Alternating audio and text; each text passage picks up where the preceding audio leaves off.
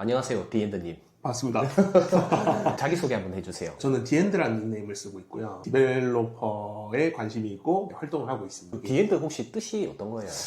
이게 별 생각 없이 지은 건데 제가 뭘 할 때 끝장을 보자는 생각을 하면서 뭘 합니다. 그 마지막에 끝 디엔드 요 그거구나. 닉네임도 사실은 이제 건축을 준비하면서 만든 닉네임인데 이거 내가 실패하면은 진짜 끝이다. 끝장을 볼 각오로 뭔가를 해보겠다 하는 의미로 했는데 하다가 너무 힘들어지니까 이러다 내 인생도 끝이 날 수 있겠구나 그런 생각도 했었습니다. 실례지만 나이가 어떻게 되세요? 제가 91년생입니다. 요새 나이를 제가 많이 세보진 않는데 35 되는 것 같습니다. 만으로 34입니다. 그러면 꽤 젊은 나이에 건물을 가진 걸로 알고 있는데 최초의 건물을 취득한 나이가 몇 살 정도 돼요? 이게 제가 개인적인 가정사랑 좀 이야기를 해야 되는데 네. 저는 좀 어릴 때 부모님이 좀 돌아가셨고 부모님이 돌아가시면서 집안 사정이 좀 기울어지면서 고등학교를 중퇴를 하고 좀 빨리 사회로 나온 편입니다. 그래서 이제 이런 것도 빨리 접할 기회가 있었고요. 뭐 먹고 살아야 되니까. 혹시 혼자예요, 그러면? 아니다. 저희 친형이 있는데 보통 뭐 부부 간에도 그렇고 형제 자매 간에도 그렇고 성향이 이제 한 명이 좀 강하게 가면 한 명이 좀 약해지더라고요. 근데 저희 형 같은 경우도 저랑 완전히 정반대의 어떤 선비 스타일이고 집에서 이제 공부하는 거 좋아하고 약간 그래서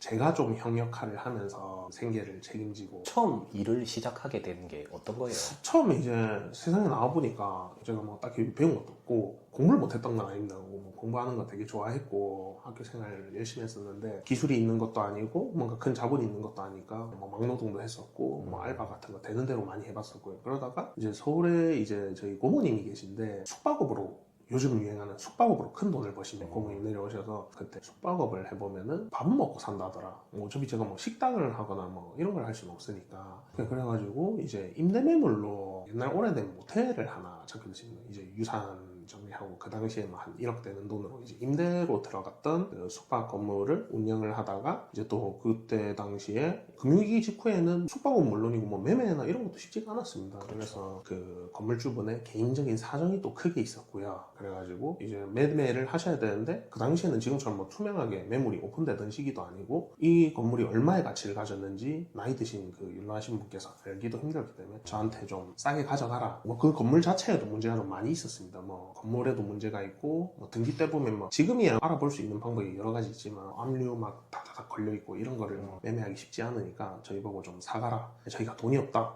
돈이 없으면 잔금을 장사해서 갚아라. 이자 쳐서. 그렇게 해서 매매를 하게 되고 잔금은 한 4년에 걸쳐서 장사해서 이자까지 해서 갚아서 정말 싸게 매입을 했습니다. 저희 집 부잣집은 아니었지만 유산 정리하고 있던 집 팔고 해가지고 있던 거를 가지고 보증금으로 들어간 거죠. 비용이 좀 있었구나. 한 1억 정도 들어간 거예요. 그걸로 그러면은 이걸 해보겠다 갑자기 생각이 돼. 그래서 그 임대로 들어갔던 물건을 매입을 했는데 지금 보면 정말 말도 안 되는 가격에 매매를 했고요. 그 바로 옆 건물이 저희랑 똑같은 형태의 건물이었는데 평수도 똑같고 다 똑같은데 그 다음 해인가 저희 건물 2배 가격에 매매가 됐었거든요. 그 당시에도 엄청 싸게 매입을 한 걸로 볼 수 있어요. 야, 근데 그 용기가 진짜 대단한데 사실 1억이라는 돈을 가지고 그때는 더 어렸을 거 아니에요? 저희가 뭐 어떻게 판단을 해볼 수단도 없었고요. 뭐 어떻게 당장 먹고 살아야 된다 그러면 이게 보면은 주변에 제가 봐도 숙박업에 뛰어드신 분들도 보시면 뭐 당장 먹고 살아야 되는데 뭐 어떤 우연한 기회를 이렇게 뭐 매물을 잡게 되든가 우연한 기회에 숙박업으로 내가 부자가 돼보겠다 뭐 이런 포부를 가지고 뭐 뛰어드는 시장은 아니고요. 당시에 어차피 할 수 있는 것도 없고 뭐 고모님 조언도 그렇고 그렇게 해서 이제 뛰어들게 된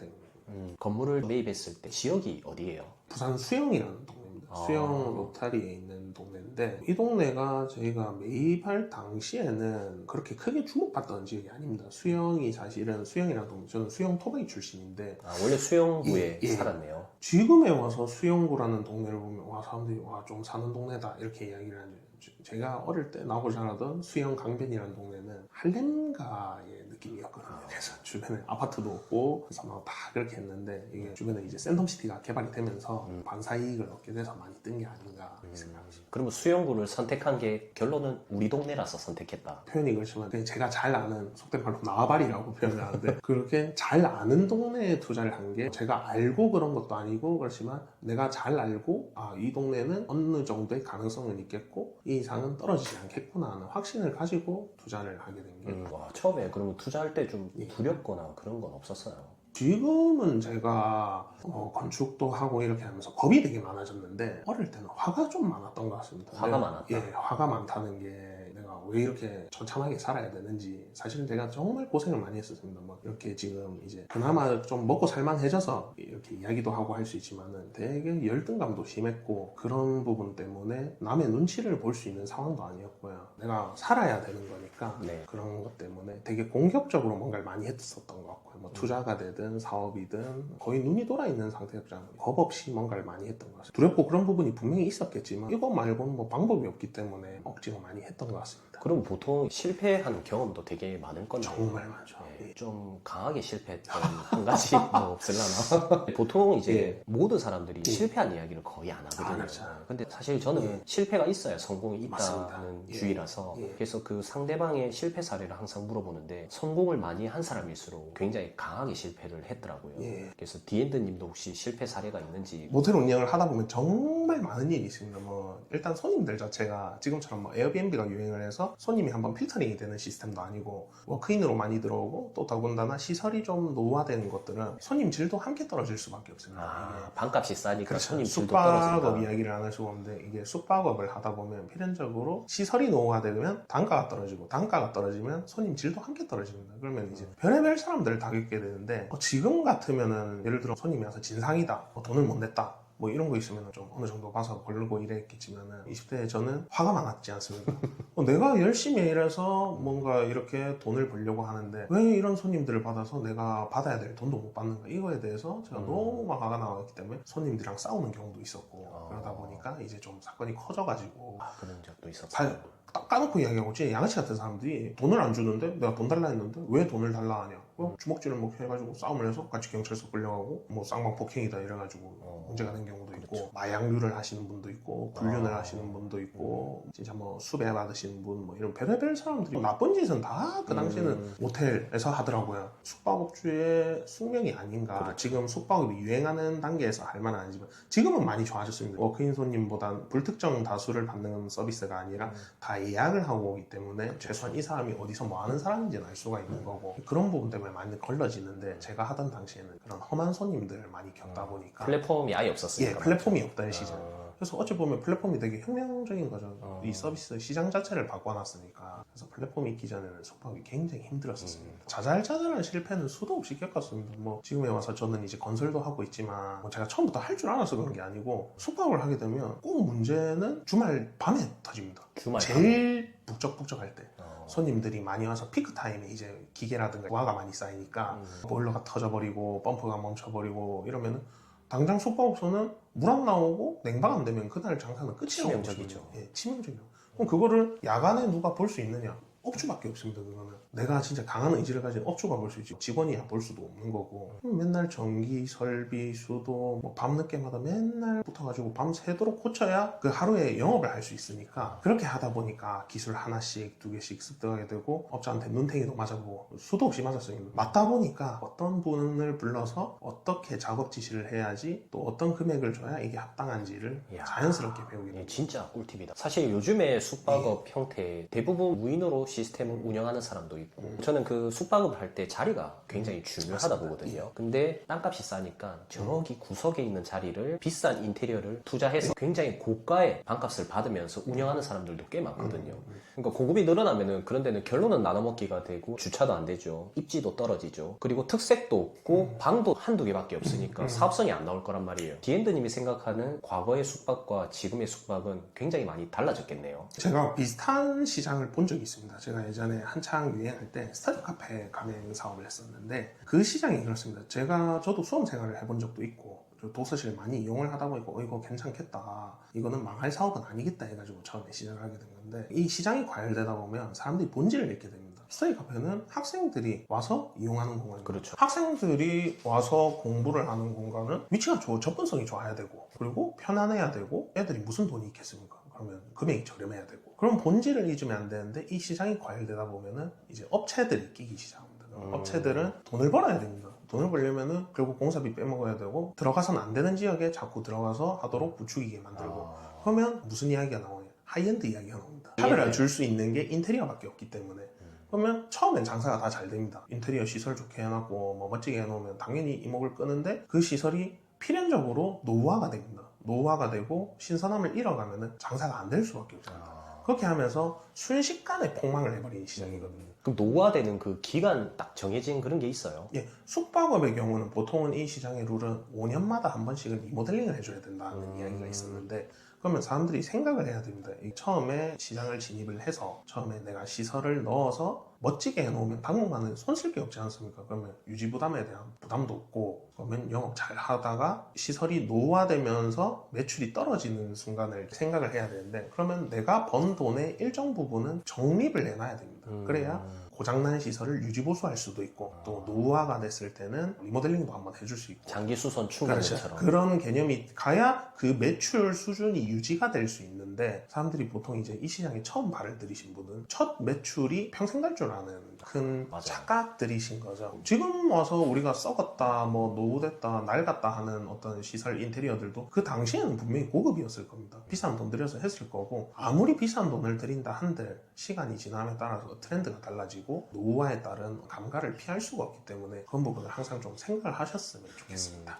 만약에 그럼 디엔드님이 숙박을 한다 하면 혹시 하고 싶은 위치나 그런 것들이 있나요? 저도 숙박업을 꽤 오래 했다고 자부하는데, 서울을 요새 제가 자주 다니는데 서울하고는 좀 부산은 많이 다르다고 생각합니다. 어떤 게 좀 다른 거예요? 서울은 뭐 여기 다니는 곳, 뭐 외국인이 올 수 있는 뭐 공항과 가깝고 여기 가까우면 어느 동네라도 다 잘 되는데, 부산은 관광지 특성상 이제 내국인 비율이 좀 높고, 부산에 사람들이 뭐 보러 오느냐? 바다 보러 옵니다. 그렇죠. 그리고 바다가 보일 수 있는 곳, 바다까지 얼마나 가깝게 갈 수 있고, 그리고 여기서 얼마나 접근성이 편리한지. 우리가 해외여행 가봐도 그렇지 않습니까? 아무리 숙소가 이쁘고 그런 것도 중요하지만, 내가 캐리어 끌고 왔는데 여름에 더운데 내가 자차 운전을 하는 게 아닌데 여기서 캐리어 끌고 갈 수 있는 것 거리가 얼마까지가 마지노선인지, 그걸 생각을 해보면은 뭐 B급, C급 입지에서 숙박을 한다는 건 최근의 트렌드는 별개의 이야기로 숙박업의 본질에는 맞지 않다 생각을 하고요. 그렇죠. 예, 그리고 그런 숙소들 한두 개 굴리는데, 예를 들어 뭐 방이 2개다 그러면 방 1개 비면은 매출의 절반이 날아가는 거예요. 그거 굉장히 심적으로 스트레스 받는 일이고, 그러면 사람이 방 하나 더 채우려고 단가를 떨어뜨리게 됩니다. 그럼 단가 떨어뜨리면 저질이란 표현이 좀 그렇지만 확률적으로 좀 방을 험하게 쓰시는 분들이 들어올 확률이 수준 높아지는 자체가 거고, 좀 낮아지니까. 수준이 낮아지는 거고, 그 수준 낮은 손님들이 와서 시설물 한번 훼손하고 가면 자꾸 이제 숙소 수준이 다운이 되는 거고, 이 악순환을 탈피를 할 수가 없습니다. 그래서 숙박업을 하시거나 준비하시는 분들은 항상 본질을 좀 잊지 마세요. 진짜 공감되는 게, 여기에서 캐리어를 끌고 멀리 가는 거는 당연히 사람들이 싫어할 수밖에 없을 것 같아요.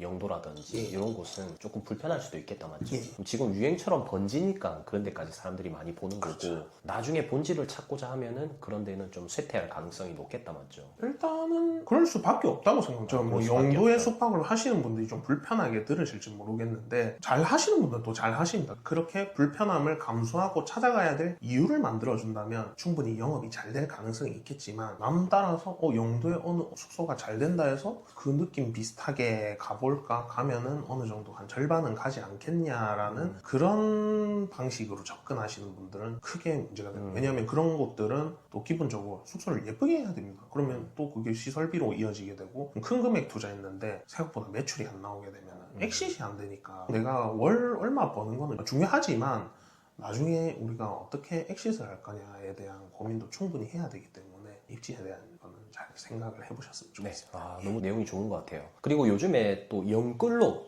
건물 사는 게 굉장히 유행이더라고요.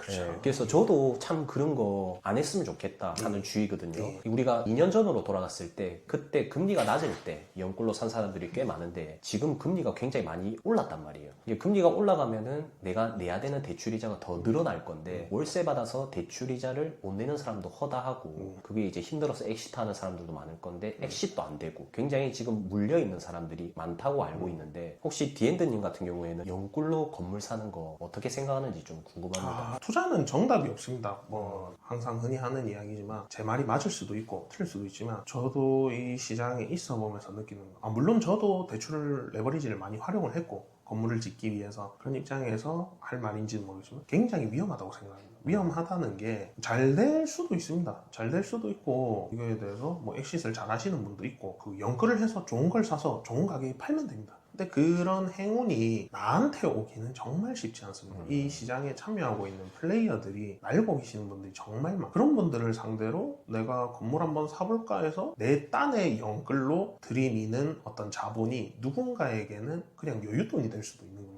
그러다 보면은 매물에 대한 어떤 정보성에서도 차이가 많이 날 거고, 연끌을 하시는 분들이 그냥 단순 월세, 이자 이 순간에서의 어떤 그런 수익성만 생각하시는데, 건물도 신경 써야 될 게 되게 많습니다. 월 고정으로 나가는 어떤 비용들도 있을 거고, 뭐 세무기장에 대한 어떤 비용, 그리고 건물이 하자가 생길 때 뭐 공용부나 구조적인 문제는 건물주가 해결을 다 해야 됩니다. 그거 다 돈으로 해야 되는 거고요. 방수, 뭐 세입자 뭐 나가고 들어오면서 부동산 중개비용, 수수료 뭐 그런 것까지 다 이런 거 저런 거를 경험을 한번 한 사이클을 해보신 분들은 본인이 핸들 가능한 수준에서 연끌 하실 수도 있다고 생각하는데, 처음 시장에 들어가시는 분들은 이 금액이 얼마인지를 알 수가 없습니다. 숨은 비용들 얼마가 나가고 얼마가 들어오고, 그리고 아까 말씀하신 대로 금리가 갑자기 튈 경우도 있을 거고, 그럼 이런저런 여유 마진이 있어야 되는데, 이 연끌이 지금 수준에서의 내가 한계치를 가지고 접근을 하시게 되면은 항상 이게 모든 사업도 마찬가지지만은 비용이라는 건 늘어나면 늘어나지 절대 줄지는 않습니다. 그래서 그렇죠. 그게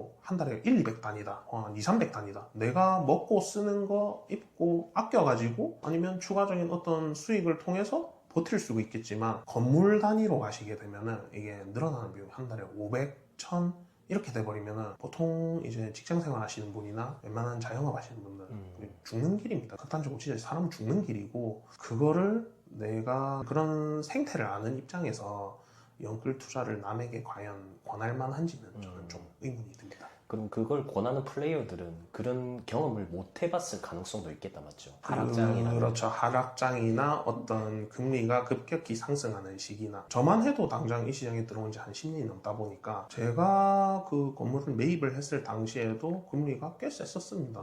이자도 많이 부담을 하고 뭐 지금처럼 시장이 투명하지도 않고 그랬는데, 그 당시에도 사람들이 많이 넘어졌습니다. 넘어진다는 게 이제 경매 넘어가고, 저도 이제 제가 찾아가서 조언을 얻는 선배라고 할 분들이 몇 분 계시는데, 한 2, 30년씩 이쪽에서 뭐 시행이 되든 시공이 되든 건물 투자를 하신 분들이 하시는 말이 항상 얇고 길게 갈 생각을 해라. 위기가 뭐 10년 주기설이라고 말을 하기는 그렇지만 10년에 한 번씩은 꼭 어떤 작든 크든 위기가 오더라. 그럼 그 순간을 버틸 수 있게 하는 건 내가 가진 여윳돈인데, 그 여윳돈 없이 이 시장에 있는 분들은 본인이 아무리 잘나고 운이 좋다 한들 시장을 이기기는 쉽지 않지 않습니까? 그래서 그런 거를 항상 뼈에 새기려고 노력하는데 유혹이 많다 보니 저도 흔들릴 때가 많이 그러니까 있습니다. 보통은 이런 말을 안 해줘요. 금리가 올라갈 위험성이 있고 나중에 잔압을 해야 된다. 이런 사람들이 이야기를 해주면은 오히려 매수자 입장에서는 준비를 할 건데, 무조건 돈 없이 사는 게 좋다. 나중에 추가 대출 받으면 된다. 추가 대출도 받다 보면은 이율이 또 올라가면은 그만큼 더 내야 되거든요. 그러니까 이거는 사람들이 경험을 안 해봤을 가능성이 굉장히 높다는 거죠. 저도 한 4년 전인가 2%대 건물 하나 산 게 그게 7%까지 이자가 올랐던 적이 있습니다. 저는 이제 대출을 많이 받기 위해서 이금융 회사를 썼거든요.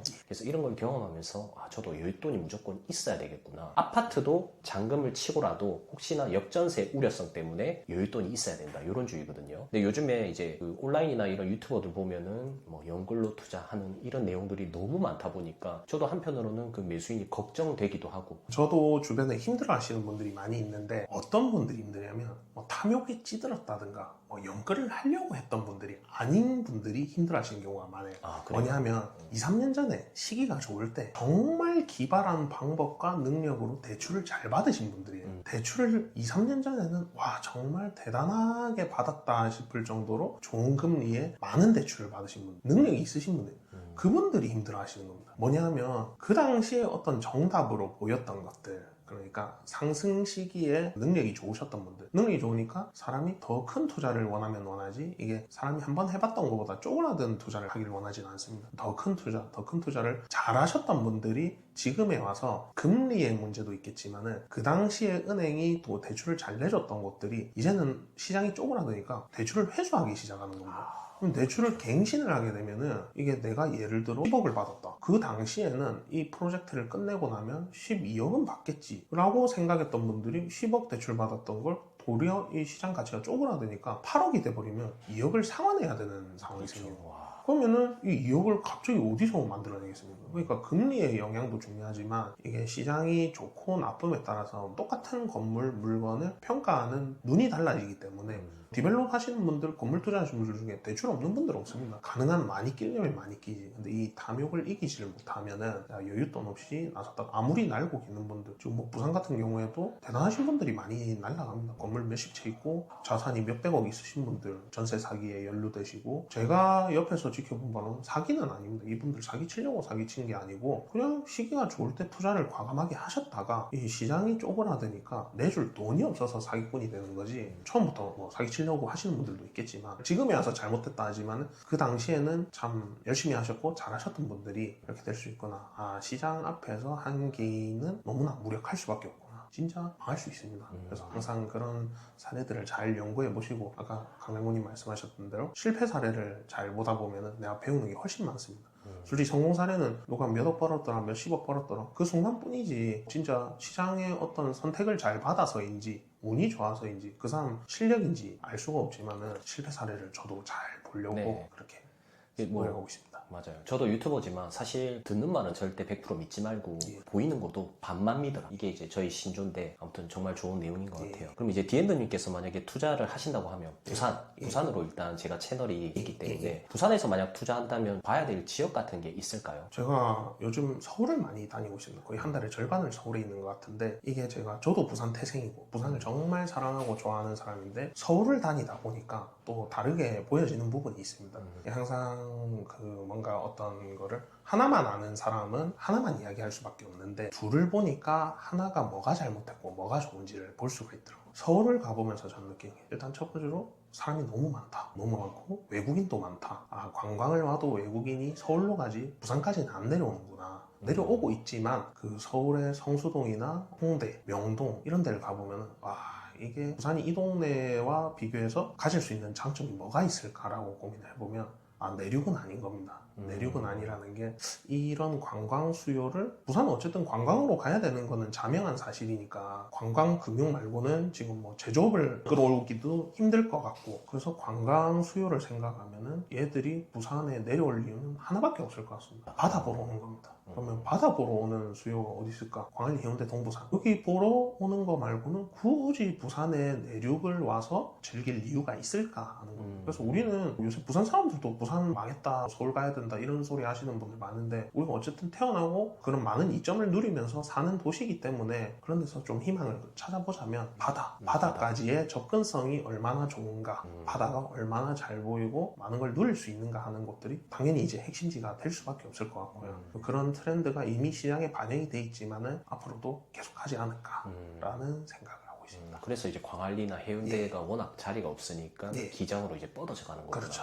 예, 남은 것은 그거밖에 없다고 생각합니다. 이미 뭐 소액 투자로 갈 수 있는 데들은 어느 정도 정리가 된 것 같고, 더 너무 저쪽으로 멀리 떨어질 수도 없는 것 같고, 동부산을 잡고 확장이 되지 않을까 하는 생각입니다. 저도 테마거리에 대해서 조사도 예. 많이 하고 전국으로 많이 다니면서 공부를 많이 했는데, 개인적으로 대체가 되는 이런 테마거리들은 저는 사실 조금 위험하다고 보거든요. 예. 혹시 무슨 단길 이런 거 예. 들어보셨죠? 예. 디엔드님은 혹시 무슨 단길 테마거리에 대해서 혹시나 생각하고 있는 게 있나요? 저도 그런 거를 많이 지켜봅니다. 저희 주변에 장사하는 친구들이랑도 이런 이야기를 많이 해보고, 대표적으로 저희 건물 인근에 있는 이제 수영에도 망리단길이라는 프로젝트가 시작이 돼요. 그거는 좀 여러 가지 이유로 이제 좀 힘들게 됐지만은, 이게 무슨 단길, 다 서울에서 시작된 거지 않습니까? 맞습니다. 서울하고 비교를 해보면 서울은 사람이 일단 너무 많고요. 그러면은 그 사람들은 이미 북적거리고 뭐 갈 데가 많은 상황에서 뭔가 새로운 상권이 생기고 그런 곳이 핫하더라 이야기 하나로도 갈 수 있는 사람들이 차고 넘치기 때문에, 그런 어떤 기획성 그런 상권에 대해서 뭐 받아줄 수요가 충분히 있는데, 부산 사람들은 제 생각으로는